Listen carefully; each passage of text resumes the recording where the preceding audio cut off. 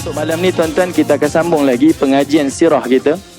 Dan kita akan kembali kepada tahun yang kedua Hijrah.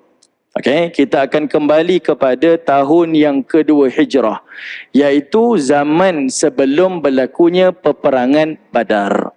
Selalu kita ingat tuan-tuan, perang Badar ini adalah perang yang pertama yang berlaku di dalam kehidupan Nabi.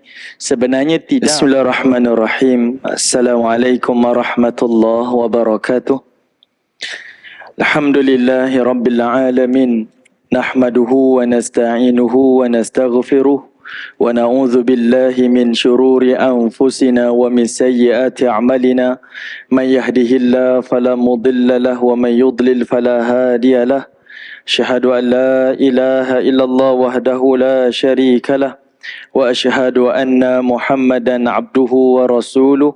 Allahumma himna rushdina wa idna min syarri nafsina. Rabbi zidna ilman nafi'a warzuqna fahmah.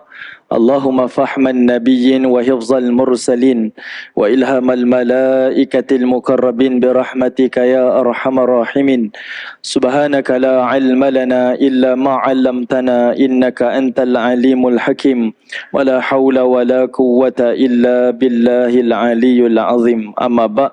Alhamdulillah, pertamanya kita syukur pada Allah Subhanahu wa taala di atas kesempatan yang Allah izinkan kepada kita pada malam ini di dalam halaqah ilmu. Semoga Allah Subhanahu wa taala melimpahkan kebaikan, kerahmatan, ketenangan dan juga keberkatan dalam kehidupan kita.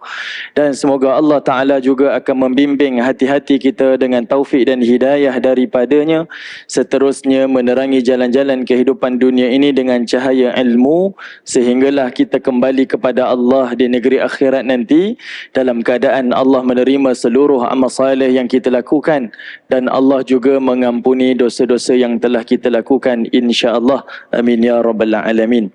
Baik tuan-tuan, puan-puan, ibu-ibu, ayah-ayah yang dirahmati oleh Allah Subhanahu wa taala, insya-Allah untuk malam ni kita akan sambung lagi pengajian sirah kita. Dan sebelum saya sambung pada pengajian sirah ni tuan-tuan, kebetulanlah ibu-ibu, ayah-ayah kepada pelajar-pelajar ramai yang ada hari ini. Jadi untuk mukadimah ni tuan-tuan, sukalah untuk saya berkongsi kepada tuan-tuan ada beberapa perkara. Baik, pertamanya tuan-tuan, di dalam pendidikan anak-anak ni, dalam pendidikan anak-anak ni saya rasa saya terlalu muda lah untuk bercerita. Tetapi tak apalah, saya kongsikan kepada tuan-tuan. Dalam pendidikan anak-anak ni, yang paling utama sekali adalah ikhlas. Yang pertama sekali adalah ikhlas. Dan ikhlas ni tuan-tuan, dia terbahagi kepada dua. Pertama, ikhlas ni, apa yang kita didik pada anak-anak kita tu, kita tak mengharapkan apa-apa balasan daripada mereka. Melainkan yang kita harapkan adalah balasan daripada Allah Subhanahu wa taala. Ini perkara pertama yang kita kena ingat. Sebab biasanya tuan-tuan, sewaktu kita kecil dulu dipesan-pesan oleh ibu bapa kita, nanti dah besar nanti jangan lupakan mak, nanti jangan lupakan ibu, jangan lupakan ayah, jangan lupakan bapa dan sebagainya. Tapi tuan-tuan, di dalam agama ni, pendidikan anak-anak mesti ikhlas. Sebab anak-anak ni dia bukan sekadar anugerah, tetapi ia adalah amanah Allah Ta'ala kepada kita. Dan kita didik mereka itu adalah kerana ia perintah Allah Ta'ala. Jadi sebab itu kita tak mengharapkan balasan tu dibalas oleh anak. Seorang ayah sayang kepada anak, seorang ibu sayang kepada anak, anak tak mampu balas. Begitu dengan kita dulu. Mak ayah kita sayang kita, kita tak mampu balas kasih sayang itu setimpal macam mereka lakukan. Kita tak mampu tuan-tuan. Begitulah kita sayang kepada anak kita, dan anak kita sayang kepada kita, dia tak mampu balas setimpalnya. Sebab rasa kasih itu tak sama, berbeza.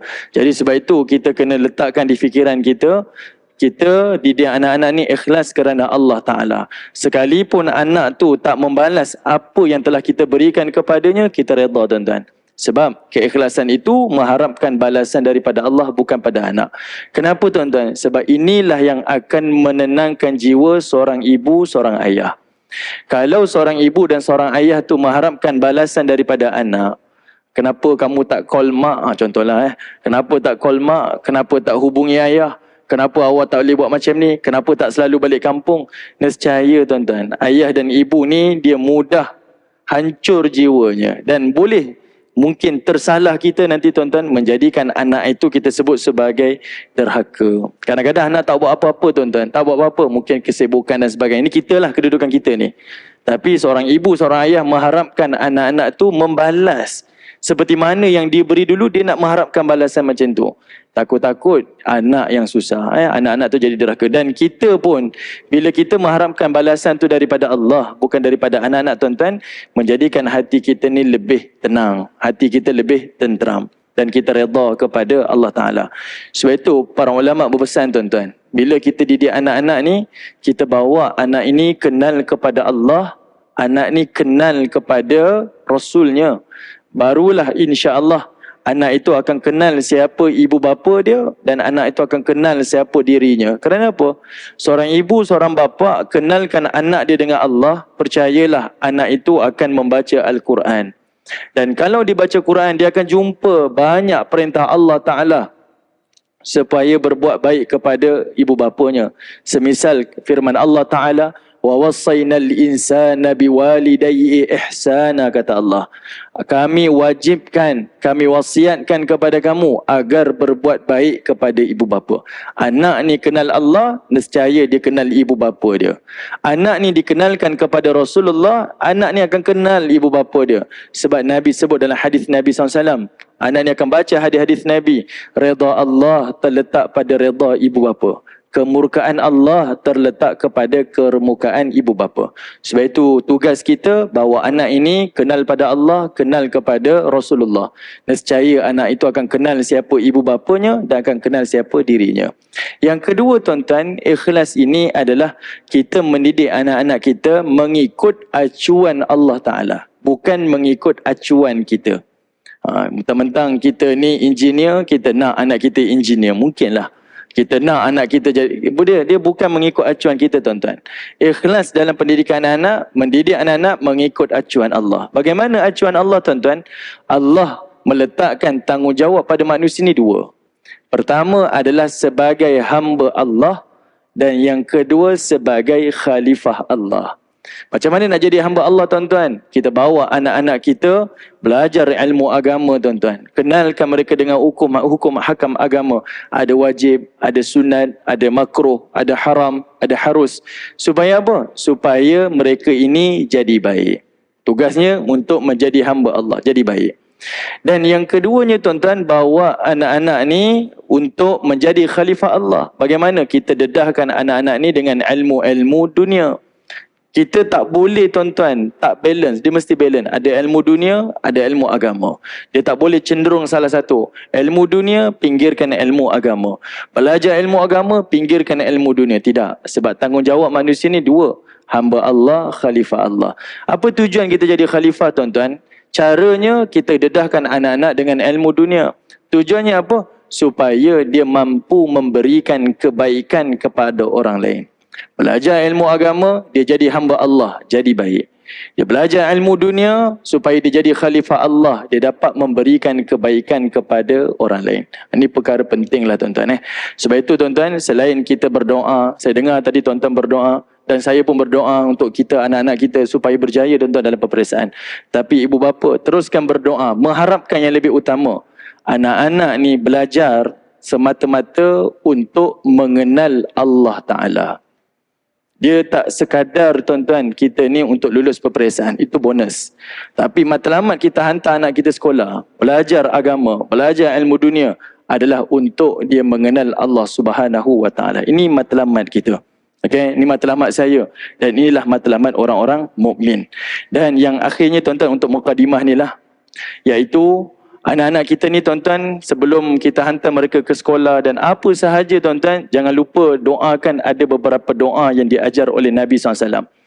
Saya nak kongsi dengan tuan-tuan lah. Saya adalah juga dijemput ke sekolah, tapi tak selalulah saya pergi. Ada ke lapangan saya pergilah jemputan sekolah. Ada sekali tu tuan-tuan, di sekolah yang saya dijemput tu, saya pernah tanya pada pelajar-pelajar. Dia tanya soalan tuan-tuan bukan macam zaman saya, zaman tuan-tuan. Macam mana nak jadi guru, macam mana nak jadi doktor, macam mana nak jadi polis dan sebagainya. Tapi soalannya tuan-tuan lebih advance lagi. Mungkin bila dia berada dengan ibu bapa dia tak bertanya. Tapi bila dia bersama dengan rakan-rakannya, soalan tu keluar. Yang ini soalan ni jujur daripada saya tuan-tuan. Berlaku kepada anak-anak kita sekolah rendah tahap 2. Darjah 4, darjah 5, darjah 6. Sekolah menengah lagi advance lah. Apa soalan dia tuan-tuan yang mengejutkan saya?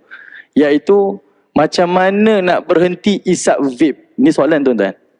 Macam mana nak berhenti isap vape? Anak darjah 4, darjah 5, darjah 6. Tuan-tuan boleh bayangkan soalan macam tu.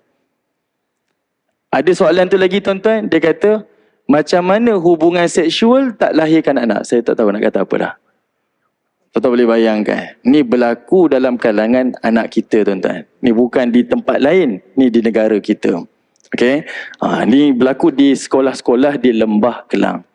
Yang sekolah-sekolah menengah lagi advance lah. Yang ni yang kita takutkan. Jadi sebelum ni tuan-tuan, saya nak tinggalkan tuan-tuan, ada dua yang diajarkan oleh Nabi, satu doa. Ada dua doa tuan-tuan. Doa yang pertama, Nabi SAW bacakan kepada Abdullah bin Abbas. Saya percaya tuan-tuan maklum. Anak kita nak pergi sekolah tuan-tuan, anak kita nak jawab peperiksaan, anak kita nak pergi mana saja, bacalah doa ni. Peganglah kepalanya ataupun doalah kepadanya, Allahumma faqihu fiddin wa 'allimhu ta'wil. Ini yang diajarkan oleh Nabi SAW.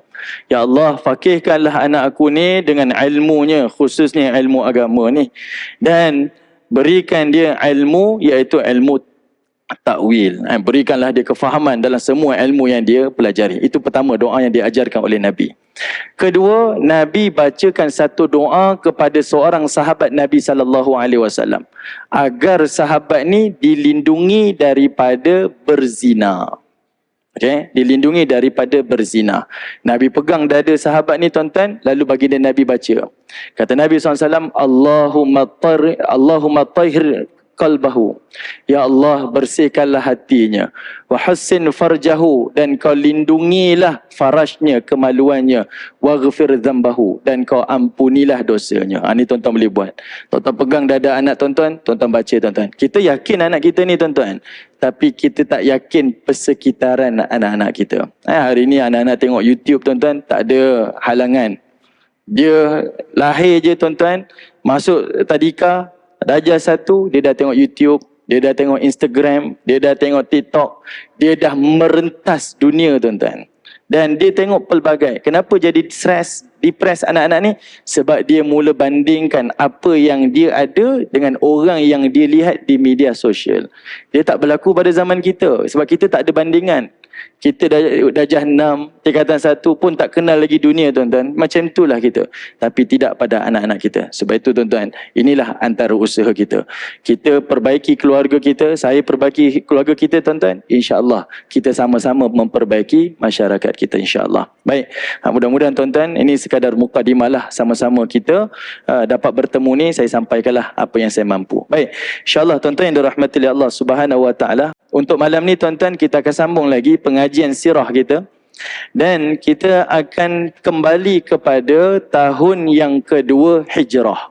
Okey, kita akan kembali kepada tahun yang kedua Hijrah, iaitu zaman sebelum berlakunya peperangan Badar. Selalu kita ingat tuan-tuan, perang Badar ini adalah perang yang pertama yang berlaku di dalam kehidupan Nabi. Sebenarnya tidak. Perang Badar ini adalah peperangan yang berlaku kali yang ke-9 peperangan bagi Nabi SAW. Sebelum peperangan Badar tuan-tuan, ada 8 peperangan yang awal. Ini kita kena ingatlah. Sebelum berlakunya perang Badar, ada 8 peperangan yang awal. Dan 8 peperangan inilah menjadi punca faktor sebab berlakunya peperangan Badar. Kalau tidak tuan-tuan, tak mungkin Abu Jahal tiba-tiba marah dan Abu Jahal paksa dan kerah seluruh ketua-ketua panglima dia, ketua-ketua kabilah dia keluar dalam pasukan perang. Mustahil lah. Tetapi sebab ada punca-punca ni lah menyebabkan Abu Jahal keluar berperang. Baik. Apa yang berlaku tuan-tuan? Kita dah bincang dah 7 peperangan awal. 5 perang yang awal kita sebut sebagai sariyah ataupun kita sebut sebagai operasi. Baginda Nabi SAW telah melancarkan beberapa operasi. Ada 5 operasi. Lepas 5 operasi ni tuan-tuan, orang Mekah dihantar satu peristiwa peperangan yang digelar sebagai Ghazwah Safwan. Safwan ini adalah satu daerah di Badar. Ceritanya apa? Apabila Mekah ni ditekan, setiap kali perjalanan mereka nak berniaga, berdagang ke Syam, semua laluan tu ditutup oleh baginda Nabi SAW. Nabi hantar tentera-tentera dia. Operasi-operasi ni buat roadblock. Bila ada roadblock, semua laluan ke Syam ni semua ditutup, tuan-tuan. Menyebabkan Abu Jahal ni dia berang, dia marah. Apa Abu Jahal buat, tuan-tuan? Sebabkan dia ni orang korporat, orang kaya, dia cuci tangan lah. Dia tak nak terlibat dengan peperangan-peperangan ni. Tetapi dia telah menghantar sekutu dia daripada kabilah Bani Fihr yang dipimpin oleh Qurs bin Jabil Al-Fihri. Qurs bin Jabil Al-Fihri. Apa Abu Jahal buat, tuan-tuan? Abu Jahal hantar Qurs bin Jabir ni sekutu kepada Quraisy, pergi lalu dekat pinggiran Madinah dan tolong buat sedikit kerosakan, gangguan, huru-hara di pinggiran Madinah. Supaya apa, tuan-tuan? Untuk ancam baginda Nabi SAW. Dan Nabi SAW, tuan-tuan, bila berlaku macam tu, Nabi tanpa berlengah-lengah, Nabi keluar bersama dengan 70 tentera sahabat, kejar Qurs bin Jabir ni sampailah ke Safwan. Safwan ni berhampiran dengan Badar. Kalau kita tengok pada peta, tuan-tuan, daripada Madinah Al-Munawwarah nak ke Badar ni, dia cecah 100 lebih kilometer. Maksudnya Nabi kejar, tuan-tuan, supaya Qurs Jabir ni ambil peringatan, jangan sekali-kali serang lagi kota Madinah. Nabi tutup semua pintu-pintu yang membawa kepada huru-hara kepada kerajaan Madinah. Semua Nabi tutup. Dan Nabi cuba selamatkan. Sebab perkara ni, tuan-tuan, mungkin terlepas pandang. Sebab 5 operasi berlaku Nabi di luar Madinah. Nabi terlupa keselamatan dalam Madinah. Mungkinlah, tuan-tuan, mungkin. Ni kita andaikan. Jadi dengan adanya serangan ni menjadikan tentera Islam dan kerajaan baginda Nabi SAW lebih berwaspada. Itu berlakulah pada perang yang ke-6.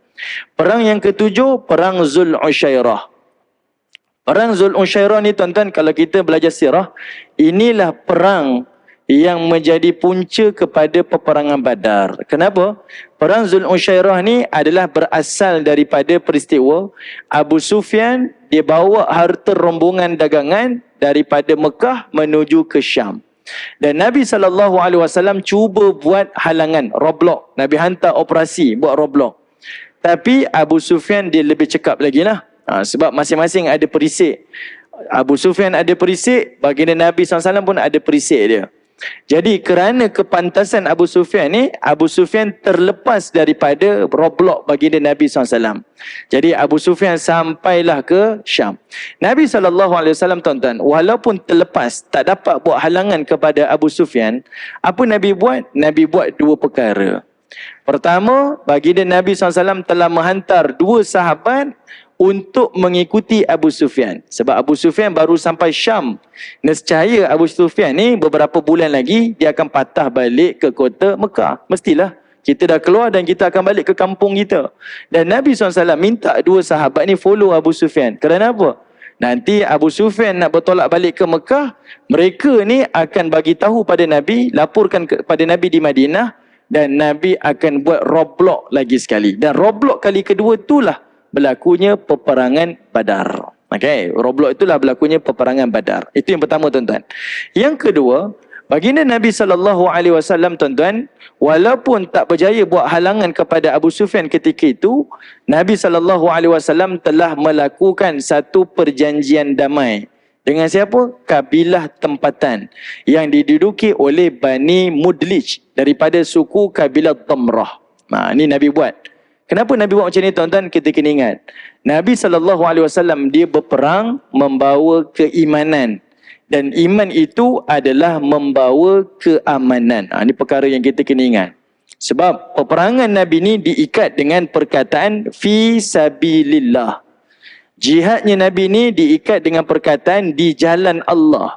Bila sebut jalan Allah, tuan-tuan, dia ada syarat-syarat dia, dia ada adab-adab dia. Dia tak sama macam tentera Rom berperang. Dia tak sama macam tentera Parsi berperang. Dan dia tak sama dengan kerajaan-kerajaan besar pada zaman tersebut. Mereka menjajah. Jadi baginda Nabi SAW ni, dia buat perjanjian, tuan-tuan, kerana apa? Sebab agama ni mengajar untuk berdakwah. Dan ini berlaku dalam peristiwa akan datang, tuan-tuan. di dalam peperangan Khaybar. Nabi SAW telah lakukan satu serangan di kota Khaybar. Khaybar ni adalah satu tempat di utara Madinah. Dia menjadi sarang kepada tentera-tentera Yahudi. Yahudi ni asalnya duduk di Madinah. Ada 3 kabilah. Bani Qainuqa, Bani Quraizah, Bani Nadir. Quraizah dan Nadir ni tuan-tuan, bila mereka ni telah melanggar perjanjian, mencabuli perjanjian piagam Madinah, mereka ni dihalau oleh Nabi SAW. Waktu dia dihalau tu tuan-tuan, kebanyakan mereka ini, majoritinya hijrah ke Khaybar. Dan akhirnya Khaybar ni menjadi sarang kepada Yahudi. Dan Khaybar ni dia tak berdiam tuan-tuan. Dan dialah yang menjadi mastermind di dalam peperangan Khandaq. Perang Khandaq ni perang, kita kata perang Parit. Ataupun kita kata perang Ahzab. Ini 3 nama. Satu perang ada 3 nama. Perang Ahzab pun ya, perang Khandaq pun ya, perang Parit pun ya. Ini perang yang sama tuan-tuan. Dialah yang menjadi mastermind yang menyerang kota Madinah tuan-tuan. Ini tentera-tentera Yahudi yang duduk di Khaybar. Pendek cerita tuan-tuan, Nabi SAW buat serangan di Khaybar. Dan Nabi buat serangan secara mengejut. Nabi masuk Khaybar ni pada waktu subuh. Yang mana orang-orang Yahudi Khaybar ni baru bangun daripada tidur. Baru bangun. Dan baru angkat barang-barang nak bawa pergi kerja. Sebab mereka ni kerja sebagai pekebun-pekebun tamar. Dia baru nak angkat cangkulnya, baru nak angkat pungkis dia, macam-macam lah. Dia baru nak bergerak. Tiba-tiba diserang. Kalau ikut logik tuan-tuan, boleh je Nabi buat serangan mendadak, Nabi terus tawan. Tapi tak berlaku. Apa yang Nabi buat tuan-tuan? Nabi utuskan Ali bin Abi Talib dan Nabi minta Ali bin Abi Talib ni pergi ke kubu Khaybar dan tanyakan kepada mereka, mahu beriman kepada Allah ataupun tidak. Kalau mereka beriman kepada Allah, kita berdamai. Tapi kalau mereka tak beriman, kita melancarkan peperangan. Itu nak tunjukkan kepada kita tuan-tuan. Misi peperangan Nabi ni bukan berperang seperti mana orang-orang lain, kerajaan-kerajaan lain. Tapi berperangnya Nabi SAW ni atas dasar dakwah. Dakwah. Okey. Baik. Apa yang berlaku tuan-tuan? Kita balik-balik pada tahun kedua Hijrah ni sebelum Perang Badar. Iaitu baginda Nabi SAW tuan-tuan telah cuba dakwah kepada Bani Mudlij. Ada yang beriman, ada yang mungkin yang tak beriman. Maka bila yang tak beriman ni tuan-tuan, Nabi tetap melakukan perjanjian damai dengan mereka.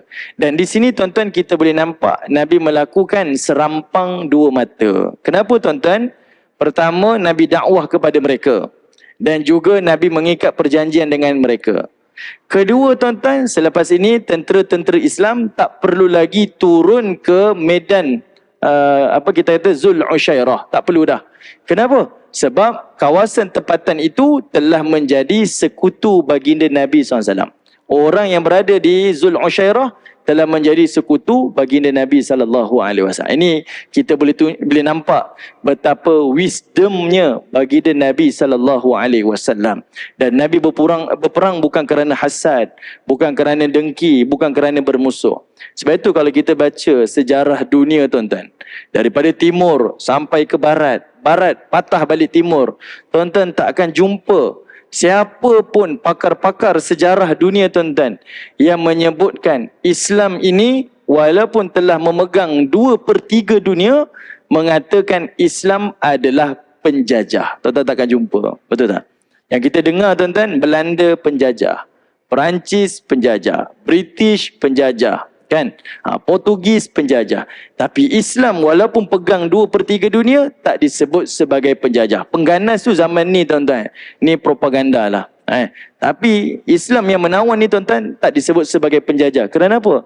Sebab Islam datang membawa rahmah, membawa ilmu, membawa ketamadunan dan membawa pelbagai perkara-perkara yang baik yang menjadi manfaat kepada penduduk setempat. Okey, inilah yang disebut sebagai al-jihad fi sabilillah. Okey.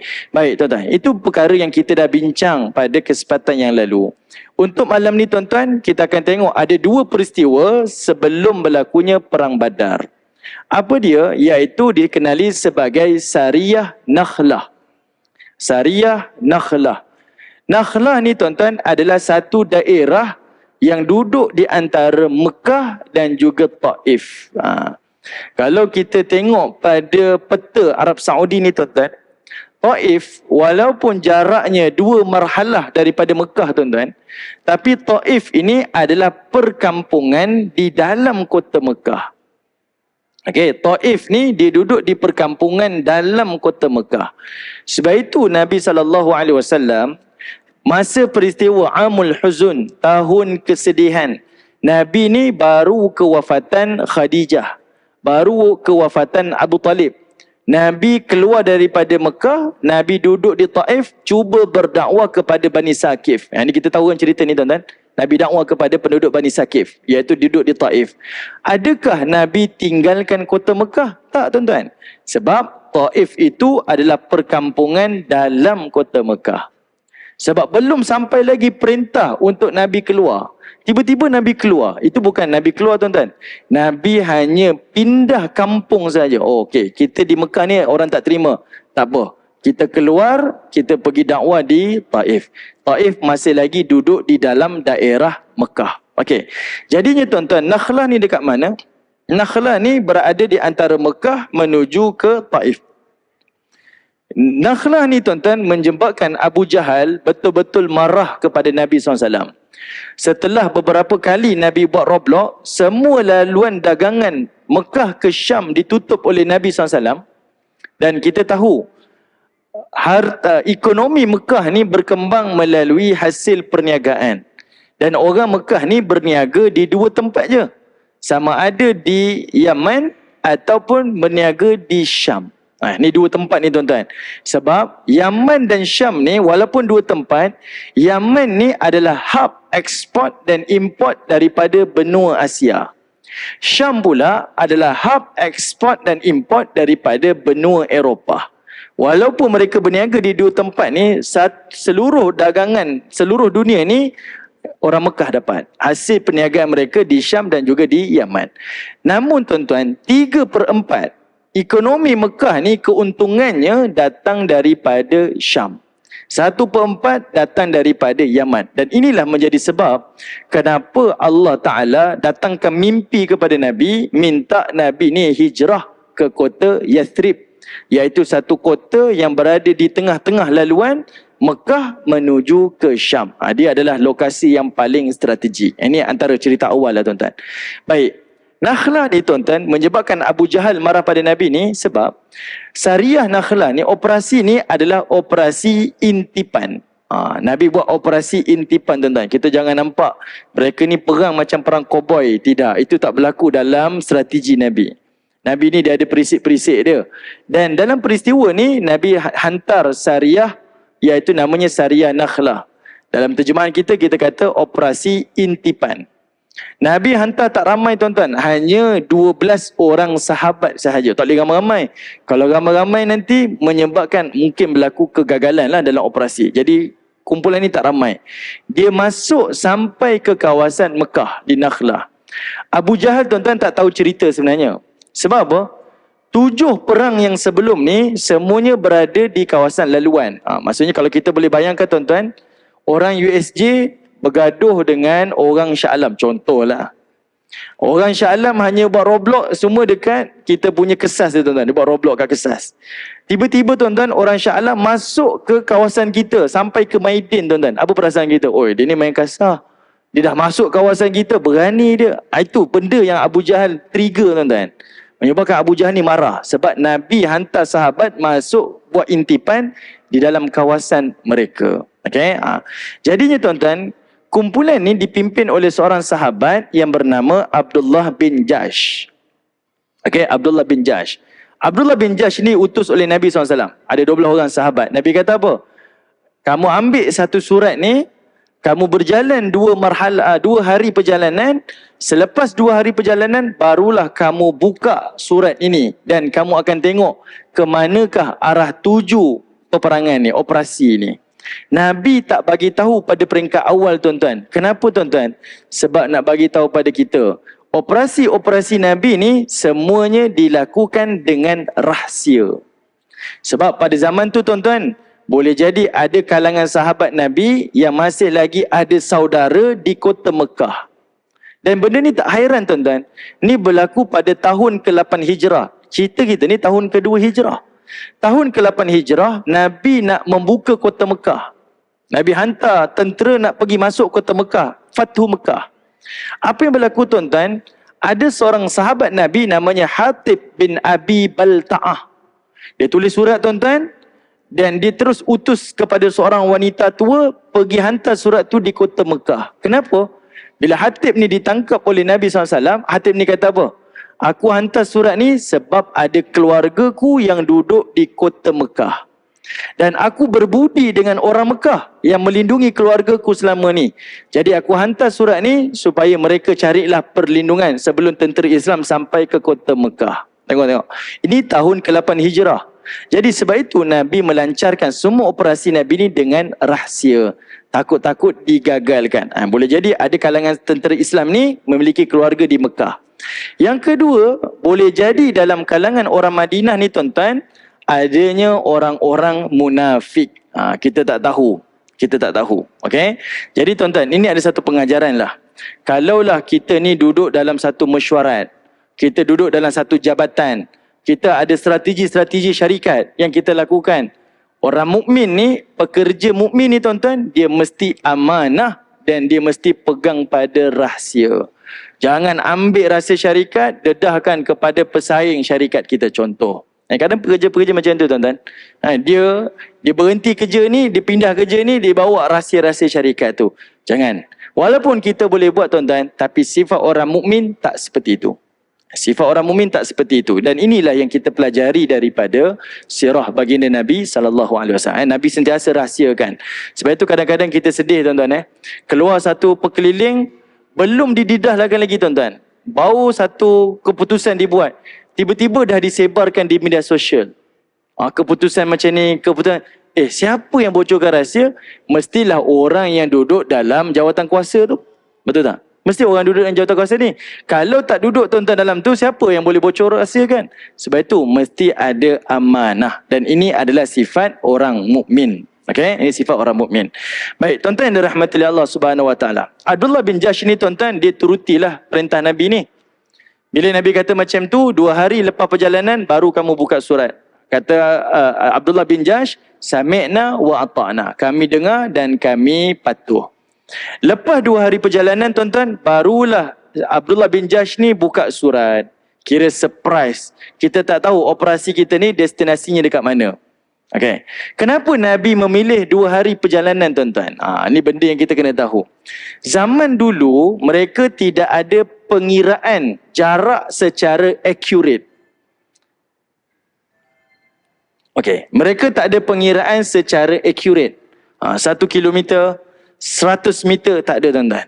Mereka mengira mengikut marhalah. Ini selalu kita dengar kalau kita belajar solat jamak kan. Dua marhalah baru dibenarkan solat jamak. Kadang-kadang kita baca fatwa, ada kata solat jamak ni 2 marhalah 81 km. Ada yang kata 83 km. Ada yang kata 90 lebih kilometer. Mana satu ni? Tuan-tuan kena ingat. Marhalah itu pada zaman Nabi ditentukan 1 hari perjalanan 1 marhalah. Jadi zaman tu tuan-tuan, mereka andaikan perjalanan satu destinasi ke satu destinasi 1 hari perjalanan. Kalau satu destinasi ke satu destinasi itu 2 hari perjalanan, kita boleh solat jamak. Jadi bila kita ukur zaman kita tuan-tuan, di situlah kita timbul. Kita jarak, ni 81. Yang sahabat Nabi solat jamak dekat sini, ni 86. Ini 90 lebih. Di situlah timbulnya perbezaan. Sebab zaman tu mereka mengikut hari. Jadi tuan-tuan, kalau 2 hari perjalanan, kira jauh lah pada zaman tersebut. 2 hari perjalanan. Jadi sebab itu bila capai 2 marhalah, barulah Nabi perintah para sahabat ni buka surat. Dan sahabat Nabi tengok surat itu dihantar ke Nakhlah. Satu daerah berada di sempadan Mekah. Dah masuk kota Mekah lah. Di antara Mekah dan juga Taif. Dan Abdullah bin Jahsh tanya pada 12 sahabat yang lain. Kamu setuju tak untuk bersama-sama dalam operasi ni? Sebab Nabi tak memaksa. Siapa yang nak berjuang, nak bersama, teruskan. Dan siapa yang nak patah balik, tak ada pasan. Boleh patah balik. Tak kira berdosa tuan-tuan. Kerana apa? Ini adalah operasi intipan. Kalau ada seorang yang buat spoil tuan-tuan, gagal semua. Ni jangan main-main, ni intipan kan. Ni intipan. Dia bukan operasi perang, dia intipan. Dia semua orang kena sepakat dan semua orang kena berani. Datang 12, seorang takut tuan-tuan. Dia pun susahlah, menyusahkan nanti yang lain. Jadi operasi ni tuan-tuan, 12 setuju untuk mara dalam peperangan. Pergi. Sampailah di satu tempat tuan-tuan, ada 2 orang sahabat Nabi patah balik. Iaitu Sa'ad bin Abi Waqqas dan Utbah bin Ghazwan. Dia patah balik. Kerana apa? Untanya tercicir. Sebab dalam operasi ni 12 orang sahabat yang pergi, mereka dibekalkan dengan 6 ekor unta. 1 ekor unta berkongsi 2 tentera. Jadi 1 unta ni tercicir tuan-tuan. Unta milik Sa'ad dan unta milik Utbah. Jadi 1 unta ni tercicir, maka 2 ni sahabat Nabi ni patah balik. Cari unta tadi tu. Maka yang mara ke Nakhlah adalah 10 orang. Okey, 10 orang ni tuan-tuan mara sampai ke Nakhlah. Sampai ke Nakhlah tuan-tuan, mereka berada pada sehari di bulan Rejab. Maksudnya bulan Rejab nak masuk kepada bulan Sya'ban. Okey. Dan kita kena ingat, bulan Rejab ini adalah salah satu daripada Arba'atun Hurum. 4 bulan yang Allah haramkan. Okay. Dia menjadi tradisi orang Arab dan menjadi hukum di dalam Islam. Yang mana orang Arab zaman dulu tuan-tuan, bila masuk je bulan-bulan haram ni, dia kata ini adalah bulan yang kita batalkan peperangan. Tak ada peperangan, tidak ada pergaduhan dan tidak ada caci maki. Ini adalah bulan yang mulia, disebut sebagai haram, bulan haram. Macam kita sebutlah tanah haram, Masjidil Haram. Haram itu artinya kemuliaan. Okay. Bila masuk 4 bulan mulia ni tuan-tuan, tidak berlaku peperangan. Waktu tu sahabat Nabi SAW berada di penghujung bulan Rejab. 1 hari lagi. Misal mungkin dalam 30 Rejab ataupun 29 Rejab. Esok baru 1 Sya'ban. Pada waktu tu tuan-tuan, mereka sampai di Nakhlah dah buat intipan. Dan kebetulan waktu tu mereka bertembung. Mereka bertembung dengan kafilah dagangan daripada Syam. Ada satu kafilah daripada Syam nak masuk kota Mekah dan mereka bertembung. Sahabat-sahabat Nabi pun berbincang di antara mereka. Kita nak menyerang atau tak menyerang? Pilih. Waktu tu tuan-tuan keputusan yang paling sukar. Kalau kita menyerang, kita telah mencabuli bulan yang mulia. Tapi kalau kita tak menyerang, kita akan membuatkan mereka terlepas masuk ke tanah haram. Jadi buat keputusan tuan-tuan.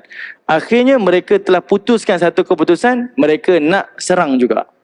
Maksudnya mereka telah mencabuli bulan haram. Dekat situ tuan-tuan ada 4 musuh yang terlibat. Dalam kalangan orang Mekah ni ada 4 orang yang terlibat. Siapa tuan-tuan? Pertama iaitu Amru bin Al-Hadrami. Okey, kita pergi lalu azan Isyak tuan-tuan. Silakan. Okey, baik tuan-tuan dirahmati Allah Subhanahu Wa Taala. Sikit tuan-tuan sebelum kita masuk azan Isyak ni. Baik, di dalam peristiwa ni tuan-tuan, tentera Islam dia bertembung dengan kafilah dagangan dan ketika itu ada 4 orang yang terlibat. Siapa tuan-tuan? Pertama, Amru bin Al-Hadrami. Kedua, Osman bin Abdullah bin Al-Mughirah. Ketiga, Naufal bin Abdullah bin Al-Mughirah. Dan yang keempat adalah Al-Hakam bin Kaisan. Ini 4 orang ni tuan-tuan. Apa yang berlaku tuan-tuan pada 4 orang ni, bila berlaku serangan daripada Abdullah bin Jahsh kepada rombongan dagangan Mekah ni tuan-tuan, apa yang berlaku? Pertama iaitu Amru bin Al-Hadrami ni mati. Inilah kematian pertama, angka korban pertama yang berlaku di dalam peperangan Islam. Okey, pertama musuh mati dibunuh. Kedua iaitu Osman bin Abdullah Al-Mughirah dan juga Al-Hakam bin Kaisan ni hamba dia. Hamba kepada kabilah Al-Mughirah. 2 ni berjaya ditawan menjadi tebusan. Dan seorang lagi namanya Naufal bin Abdullah bin Mughirah terlepas. Dia cabut lari, dia berjaya sampai ke kota Mekah. Dan waktu tu, barang dagangan daripada Syam tu berjaya diambil oleh tentera-tentera baginda Nabi SAW. Jadinya tuan-tuan, para ulama sirah menyebutkan operasi Nakhlah ni dia bukan sekadar operasi intipan, tetapi operasi yang telah pecahkan rekod peribadi. Apa dia? Pertama, tentera Islam berjaya masuk ke kawasan Mekah tanpa ada halangan dan tanpa ada apa-apa pun percubaan daripada orang Mekah. Maksudnya masuk dengan selamat.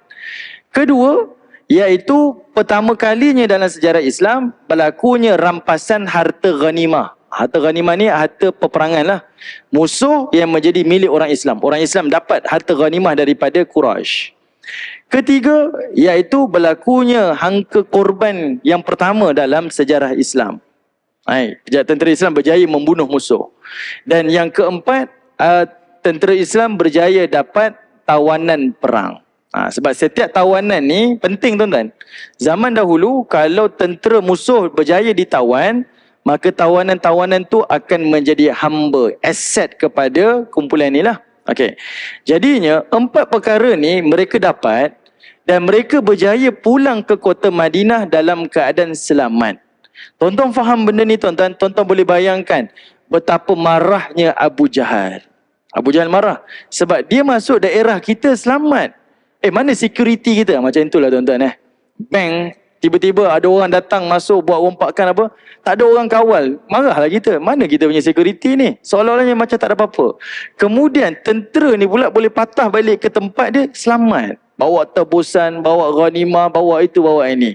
Menyebabkan Abu Jahal betul-betul berang. Dia memang tak boleh tahan tuan-tuan kemarahan dia. Dia sabar punya sabar tuan-tuan. Dia meletup pada peperangan Badar. Sebelum berlaku perang Badar tu ada satu lagi peristiwa.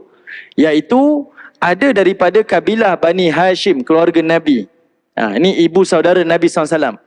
Dia bawa satu cerita, ini berlakulah, dia mimpi malam tu dan tersebar di kota Mekah, iaitu mimpi mak saudara Nabi ni. Dia kata apa?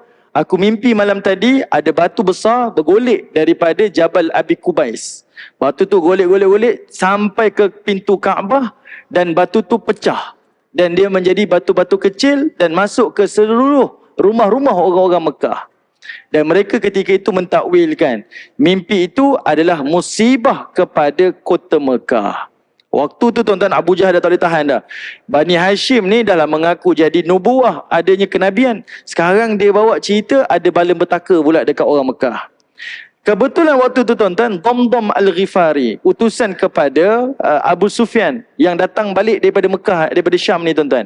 Dia cakap Muhammad dah keluar daripada Madinah nak buat roblok dan nak meletup peperangan, dia kata.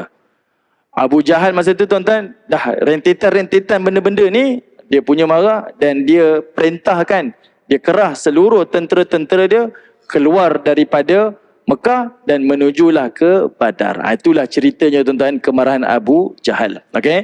Dan ini antara salah satunya lah. Baik. Okey, sebelum kita berakhir tuan-tuan, Nabi SAW, walaupun kita kata kejayaan pertamalah tentera Islam ni bawa balik ghanimah, bawa balik tebusan, bawa lagi apa lagi tuan-tuan?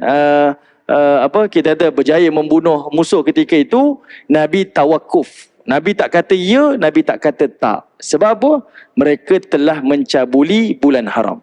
Nabi tak setujulah dengan keputusan para sahabat. Dan ketika tu tuan-tuan, kota Mekah dan kota Madinah tergempar. Dah viral lah cerita tentang tentera Islam telah mencabuli bulan haram. Cerita tu tersebar. Nabi tak sukalah. Tapi tuan-tuan, Allah Ta'ala telah membersihkan nama para sahabat ini dengan menurunkan satu wahyu daripada surah Al-Baqarah ayat 217. Tuan-tuan boleh semak lah. Kita tak sempat bincang malam ni tuan-tuan. Tapi Allah Ta'ala nak bagi tahu apa yang dilakukan oleh tentera sahabat, ya, salah. Tetapi Allah nak bagi tahu apa yang dilakukan oleh Quraisy lebih besar kesalahan mereka. Apa dia? Mereka halau tentera-tentera Islam daripada Mekah. Mereka telah rampas harta-harta orang Mekah. Dia melakukan kerosakan di kota Mekah. Mereka mensyirikkan Allah. Dosa itu lebih besar daripada serangan yang sekali di dalam bulan haram. Itu saja. Okey. Baik tuan-tuan yang dirahmati Allah, insya-Allah kita berhenti dekat sini. Kesempatan yang akan datang kita akan jumpa lagi untuk sambung pada peristiwa yang berikutnya. Wallahu taala a'lam. Assalamualaikum warahmatullahi wabarakatuh.